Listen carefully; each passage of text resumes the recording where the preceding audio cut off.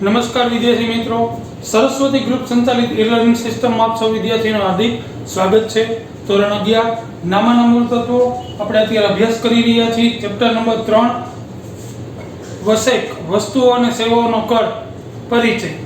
Ready? તો આમાં આપણે છે 3 ક્વેશ્ચન કમ્પ્લીટ કર્યા। પહેલો જોયો તો વસેકની સમજૂતી અને એના કાયદાઓ, બીજો જોયો તો વસેકનો અર્થ અને એના પારિભાષિક એના લક્ષણો, ત્રીજો ક્વેશ્ચન જોઈએ તો એનું વર્ગીકરણ। રેડી? જેમાં કેન્દ્ર કે રાજ્યમાં અને કેન્દ્ર શાસિત પ્રદેશની બહાર, રેડી, અંદરની અને આંતરરાજ્ય, આંતરરાજ્ય અને આંતરરાજ્ય। હવે જોવાનું છે ક્વેશ્ચન નંબર 4 વસેકના લાભ અને ફાયદા। રેડી? તો આપણો ક્વેશ્ચન છે 4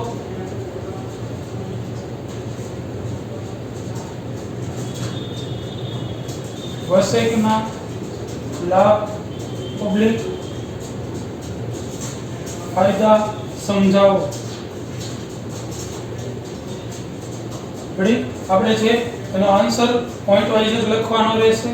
રેડી? હવે આ લાભ અને ફાયદામાં શું છે તો કે વસેકનો અર્થ અને એના લક્ષણો તમને ખબર છે, એના ઉપરથી આપણે ફાયદા આસાનીથી લખી શકાય।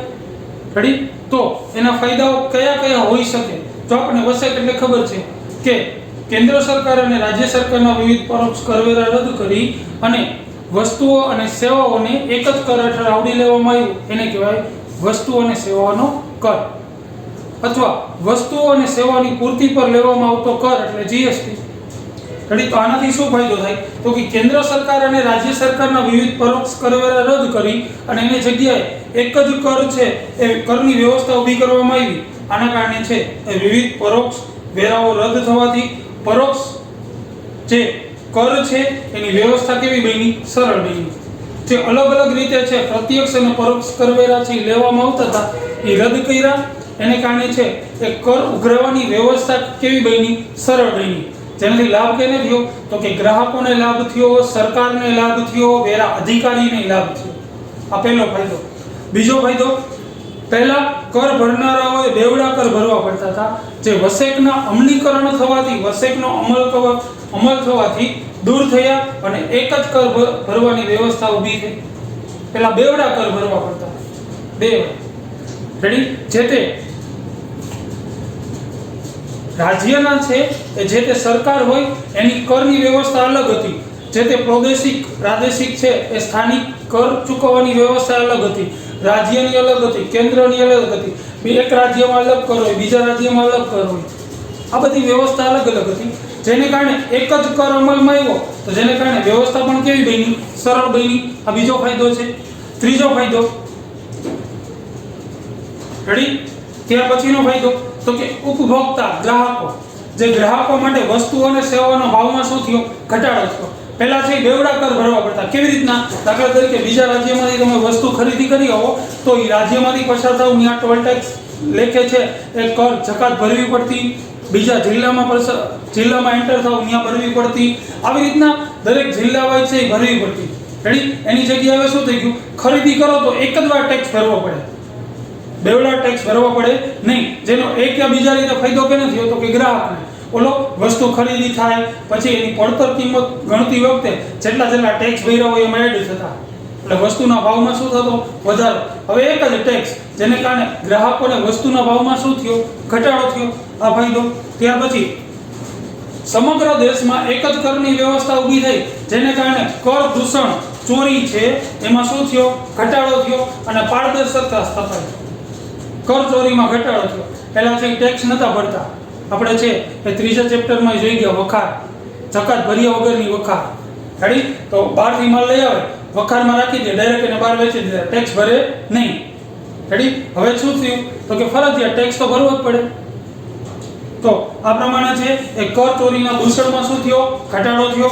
ત્યાર પછી ખરીદી પર ચૂકવવામાં આવતો વસેક એટલે કે ટેક્સ, વેચાણ વખતે ચૂકવવામાં આવતા ટેક્સમાંથી શું મળે છે? બાદ મળે છે, જે આપણે અગાઉ જોઈ ગયા કે ખરીદી વખતે તમે 2 લાખ ટેક્સ ચૂકવો, વેચાણ વખતે 3 લાખ ચૂકવવાના છે તો 2 લાખ તો તમે ચૂકવી દીધા છે, હવે ચૂકવવાના કેટલા રહ્યા? 1 લાખ, તો કે ચોખ્ખી રકમ જ ચૂકવવાની નહીં। રેડી? તો બેવડા ટેક્સ ભરવા પડે નહીં। આ બીજો ફાયદો। ત્યાર પછી અર્થવ્યવસ્થા કેવી બની? મજબૂત બની।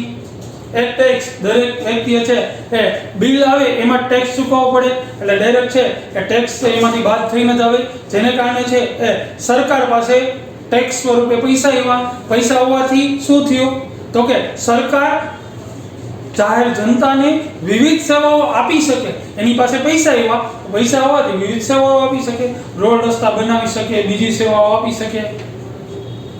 અર્થવ્યવસ્થા કેવી બની? મજબૂત બની. ત્યાર પછી દરેક રાજ્યનો સમાન વિકાસ અને પ્રાદેશિક અસમાનતામાં ઘટાડો. દરેક રાજ્યનો પહેલા છે એ રાજ્ય છે અલગ અલગ ટેક્સ વસૂલ કરતી. એક રાજ્યમાં જાવ તો ત્યાં ટેક્સના દર અલગ હોય, બીજા રાજ્યમાં અલગ હોય, ત્રીજા રાજ્યમાં અલગ હોય. તો જ્યાં વધારે હોય એની પાસે પૈસા વધુ હોય તો એનો વિકાસ વધુ થતો. હવે એ બધું બાદ થઈ ગયું. હવે શું થઈ ગયું તો કે એક જ દેશમાં સરખો ટેક્સ, એને કારણે દરેક રાજ્યનો વિકાસ કેવો થયો? સમાન. દરેક રાજ્યો પાસે ટેક્સ સ્વરૂપે પૈસા સરખાવવા લાગ્યા. પ્રાદેશિક અસમાનતામાં શું થયો? ઘટાડો થયો. ત્યાર પછી હિસાબી કામગીરી અને ઓફિસની કામગીરીમાં ઘટાડો થયો. હવે પહેલા છે અલગ અલગ ટેક્સ ચૂકવવા પડતા.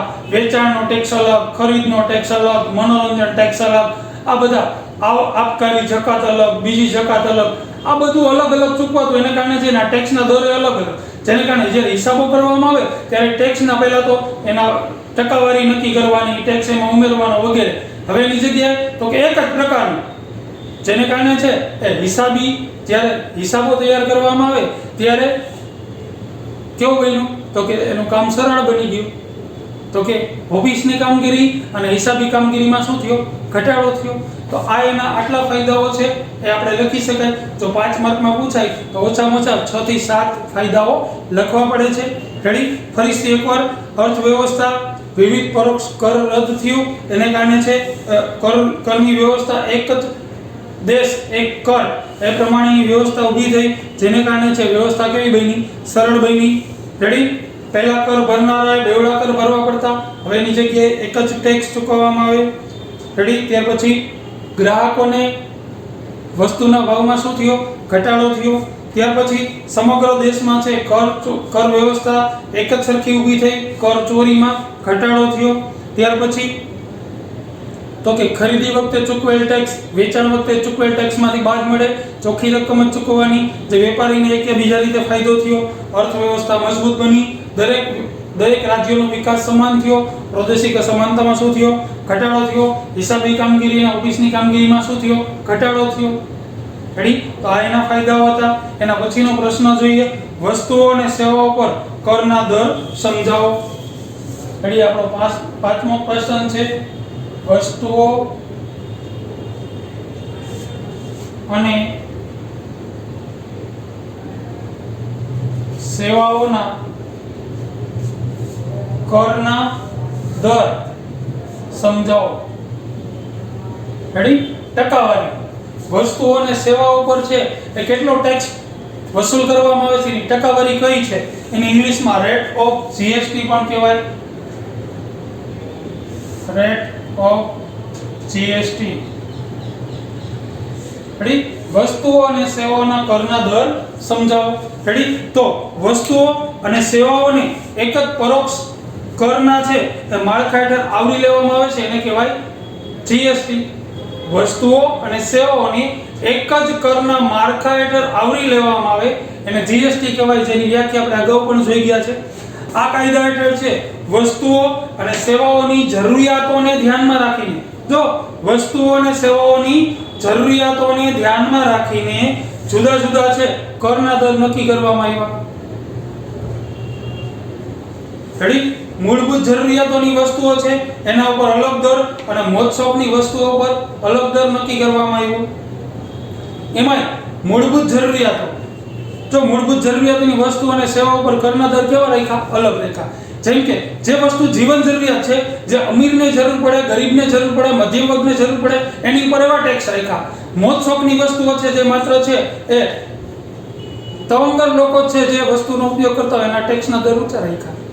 રેડી? જેમ કે મૂળભૂત જરૂરિયાતોની વસ્તુઓ હતી એની ઉપર છે 0% થી 28% સુધીના દરો રાખ્યા. કેની?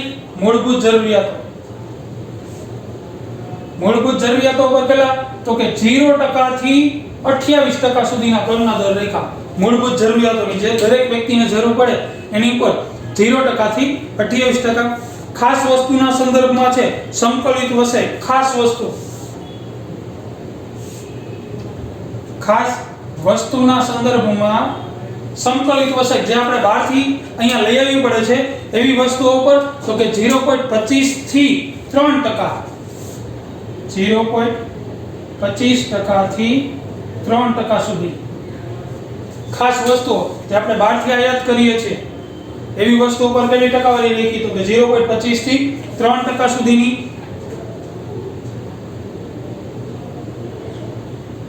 વસેક છે એ નક્કી કરવામાં આવ્યા. રેડી. સેવાઓ માટે જે અલગ અલગ સેવાઓ આપણને પ્રોવાઈડ થઈ છે એની ઉપર 5%, 12% અને 18% અને 28%ના કરનો દર છે એ રાખવામાં આવ્યો. કેટલા ટકા? વસ્તુ સેવાઓ પર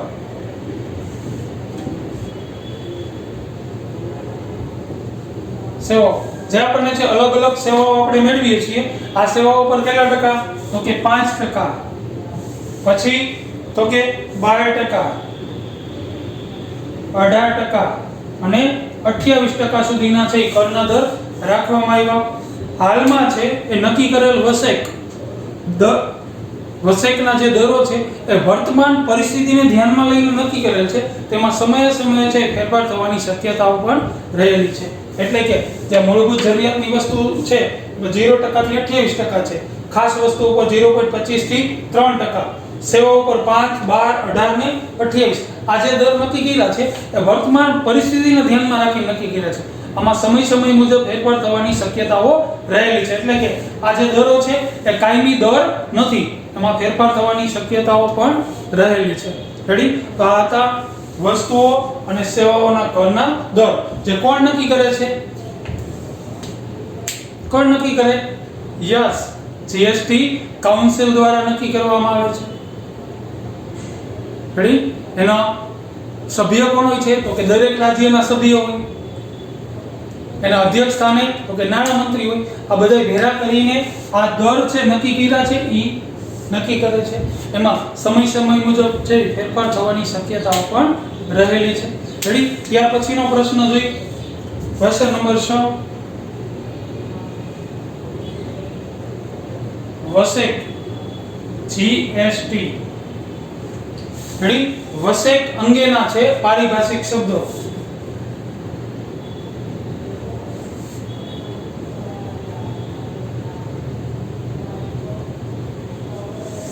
પારિભાષિક શબ્દોની સમજ.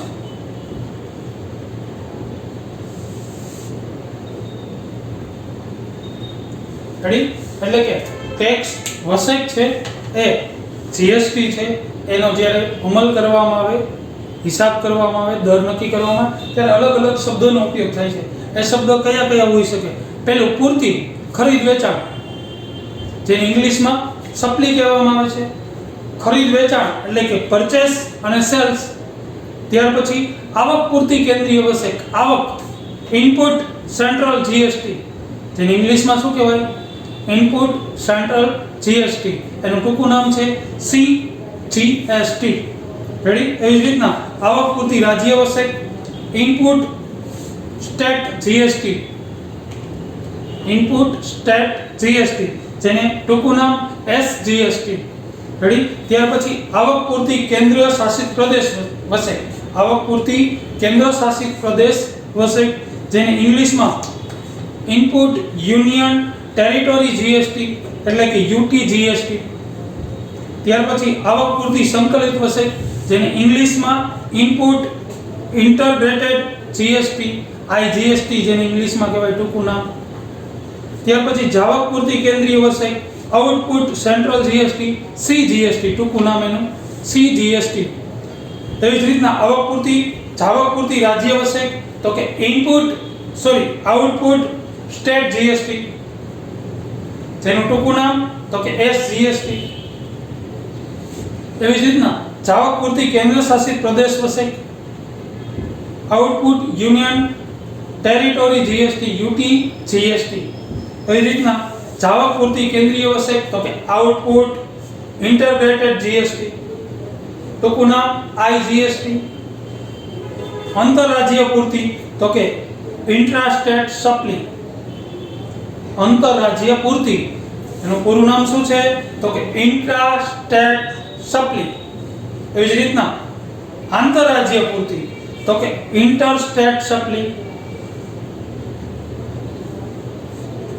ઇન્ટ્રા અને ઇન્ટર, રેડી, ઇન્ટ્રા સ્ટેટ પૂર્તિ આંતરરાજ્ય અને આંતરરાજ્ય એટલે ઇન્ટર સ્ટેટ પૂર્તિ સપ્લી. રેડી. તો આ પ્રમાણે છે એ 1 માર્કમાં પારિભાષિક શબ્દો પણ પૂછાઈ શકે.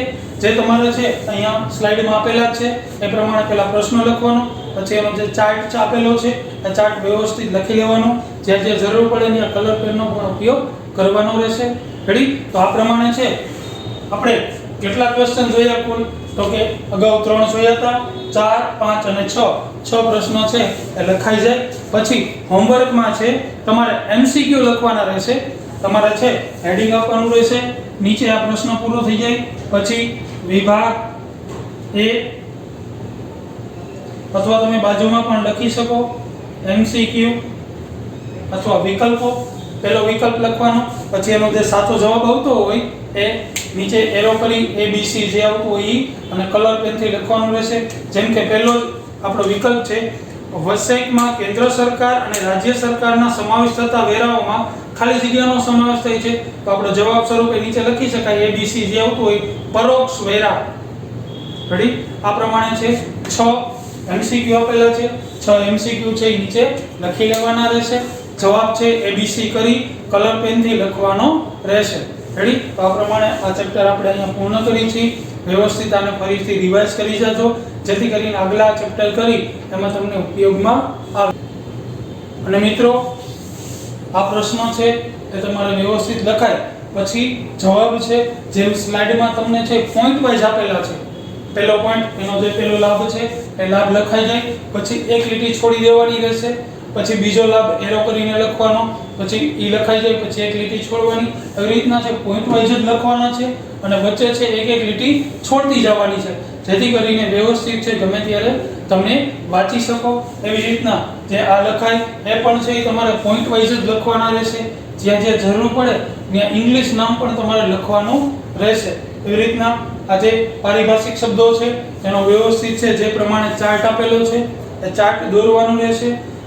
એમાં ક્રમ ગુજરાતી નામ અને બાજુમાં લખવાનું ઇંગ્લિશ, તો ગુજરાતી લખી અને બાજુમાં ઇંગ્લિશ લખવાનું. પછી એનું ટૂંકું નામ છે એ તમે કલર પેનથી કેપિટલ અક્ષરમાં લખવાનું રહેશે. રેડી. ઘણીવાર છે આપણને પરીક્ષામાં ખાલી નામ આપેલું SGST નું પૂરું નામ જણાવો, તો આપણે એ છે વ્યવસ્થિત લખી શકીએ, એટલે કે વ્યવસ્થિત તમે યાદ રાખી શકો. તો આ પ્રમાણે છે એ બધું લખી લેવાનું રહેશે. રેડી. અને એકવાર છે એ પાછું રિવાઇઝ કરી જવાનું રહેશે.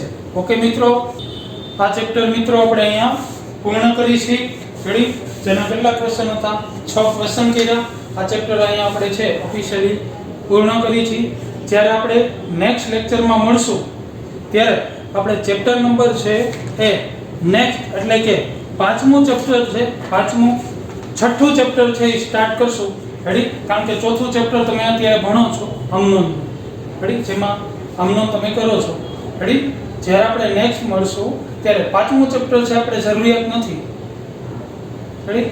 એ બેઝિક માહિતી તમને છે તમે ચેપ્ટર જોશો તો અત્યાર સુધી આપણે જે 4 ચેપ્ટર ભણ્યા છે એનું જે છે એ રિવિઝન છે, જેની આપણે કઈ જરૂરિયાત છે નહીં. માત્ર છે એ પ્રાથમિક માહિતી આપેલી છે એટલે એ કઈ કરવાનું રહેતું નથી. આપણે જ્યારે હવે નેક્સ્ટ લેક્ચરમાં મળશું ત્યારે આપણે 6ઠું ચેપ્ટર સ્ટાર્ટ કરશું પેટા નોંધ, એટલે કે એના વિશે છે એ આછી પાતળી તમે નજર નાખીને આવજો કે જેથી કરીને આપણે વ્યવસ્થિત છે એ આગળનું ચેપ્ટર ભણી શકીએ. ઓકે મિત્રો, તો આ ચેપ્ટર આપણે અહીંયા ઓફિશિયલી પૂર્ણ કરી છીએ. બધા એકવાર રિવિઝન કરી જજો જેથી કરીને કંઈ ડાઉટ હોય તો આપણે છે આસાનીથી સોલ્વ કરી શકીએ. ઓકે મિત્રો, થેન્ક યુ.